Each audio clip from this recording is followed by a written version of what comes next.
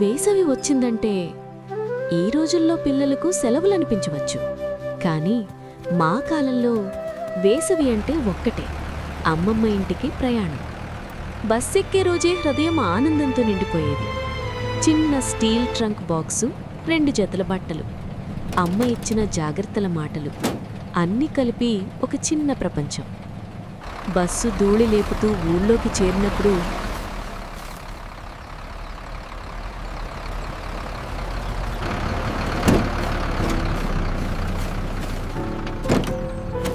ఆ ఎండలో కూడా గుండె చల్లబడేది.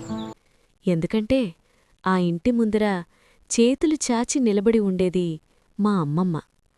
ఆమె నవ్వు ఇప్పటికీ గుర్తొస్తే హృదయం కరిగిపోతుంది.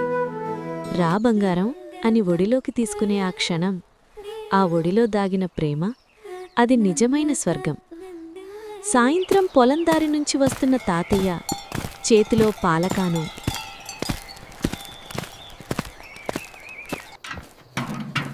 మనల్ని చూసిన వెంటనే వెలిగిపోయే ముఖం.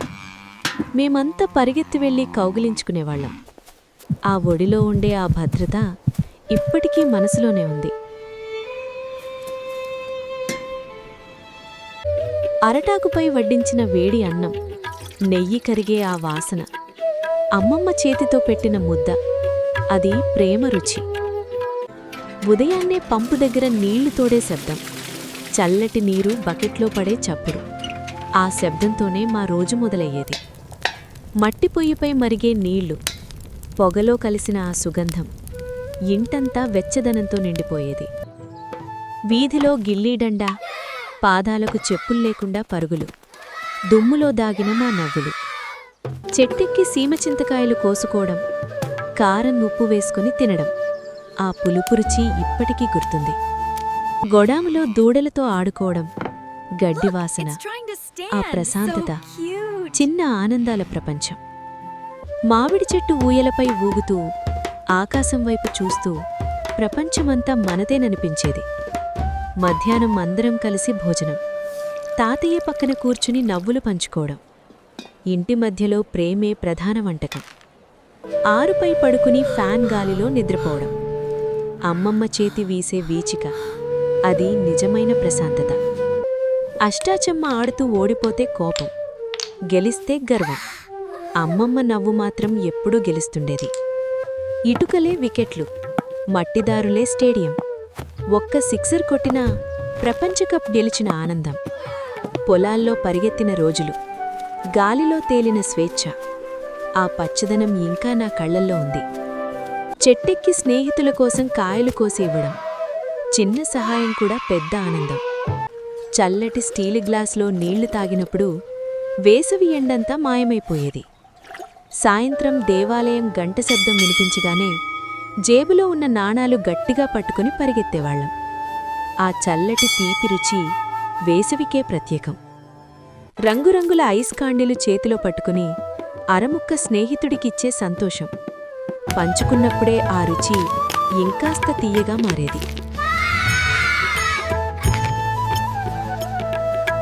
వేసవి మధ్యాహ్నం, తాతయ్య పనసకాయ కోస్తున్నాడు. తీయని వాసన చుట్టూ పరుచుకుంది.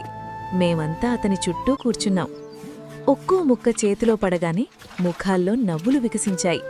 పనస తీపి కంటే ఆ క్షణాలే ఇంకా తీపిగా ఉన్నాయి. పాత రేడియోలో వినిపించే పాటలు, స్టాటిక్ మధ్యలో మెల్లగా వినిపించే స్వరం, ఆ పాటలతోనే మా సాయంత్రాలు పూర్తి అవుతుండేది. ఆ కాలంలో కరెంటు పోయిందంటే కోపం కాదు, అదొక చిన్న పండుగలాంటిది. మంచం మీద పందిరి మత్తలేసుకుని అందరం దగ్గరగా కూర్చునేవాళ్ళం. అమ్మ చేతిలో తాటి వీచిక, నాన్న చేతిలో ప్లాస్టిక్ పంక, ఒకే తాళంలో మెల్లగా వీచుకుంటూ. టీవీ మీద సినిమా నడుస్తూనే ఉంటుంది. సిగ్నల్ సరిగ్గా రావాలని నాన్న యాంటనా వైర్ సర్దుకుంటూ. స్క్రీన్లో కామెడీ సీనొస్తే పిల్లల నవ్వులు ఇంటంతా మార్మోగేవి. ఆ వీచికల శబ్దం, పిల్లల గిలిగింత నవ్వులు, టీవీలో వినిపించే ఆ పాత శబ్దం అన్నీ కలిసిపోయి ఒక మధురమైన జ్ఞాపకంగా మారిపోయాయి. కరెంట్ లేకపోయినా మన మధ్య ప్రేమ మాత్రం ఎప్పుడూ వెలిగే దీపంలా ఉండేది. ఇంటి వెనక భాగంలో మెరుస్తున్న మినుగుర్లు, చేతుల్లో పట్టుకోవాలని ప్రయత్నించిన చిన్న కోరికలు. ఆ చిన్న కాంతుల్లా మా జ్ఞాపకాలు కూడా మెరిసిపోతున్నాయి. Look, Grandpa, that star is so bright. That, my dear, is the North Star. It guides travelers. ఉదయం పాలు పొంగిపోకుండా అమ్మమ్మ జాగ్రత్తగా చూసుకోవడం, ఆ వాసనతోనే ఇల్లు మేల్కొనేది. ప్రతి ఉదయం ఇంటి ముందు ముగ్గు వేయడం, తెల్లని రేఖల్లో దాగిన శుభం. ఆ ఇంటి అందం అక్కడే మొదలయ్యేది. పెద్ద సైకిల్ తొక్కుతూ కాస్త తడబడినా ఆ స్వేచ్ఛలో ఉన్న ఆనందం చెప్పలేనిది. కాలువలో చిన్న చేపలు పట్టడానికి చేసిన ప్రయత్నాలు, చేతికి దొరకకపోయినా నవ్వులు మాత్రం దొరికేవి. మామిడి ముక్కలపై కారం ఉప్పు చల్లి మొదటి కొరుకు వేసినప్పుడు ముఖం ముడుచుకున్నా ఇంకో ముక్క కోసం మనసు సిద్ధంగా ఉండేది. మేడపై పడుకుని మేఘాల ఆకారాల్లో కథలు వెతకడం, ఆకాశం కూడా అప్పట్లో చాలా దగ్గరగా అనిపించేది. దూడలకు గడ్డి పెట్టినప్పుడు వాటి కళ్లల్లో కనిపించే అమాయకత్వం, మనసు ఎంత ప్రశాంతంగా మారిపోయేదో. ఒక్కసారిగా వేసవివాన మొదలైతే తడుస్తూ నవ్విన ఆ క్షణాలు. ఎండ కూడా మాకు స్నేహితుడే, వాన కూడా. వాన నీళ్లలో కాగితపు పడవలు వదిలి అవి ఎక్కడికి చేరుతాయో చూస్తూ నిలబడిన ఆ ఆసక్తి. చిన్న కలల ప్రయాణం. తడిచిన జుట్టు తుడుస్తూ మట్టి పొయ్యి దగ్గర కూర్చుని వెచ్చగా మారిన క్షణం. అది ఇల్లు అనిపించే భావన. మళ్లీ అష్టాచమ్మ ఆట, గెలుపు ఓటముల మధ్య నవ్వులు, అమ్మమ్మతో గడిపిన సమయం, అదే అసలు బహుమతి.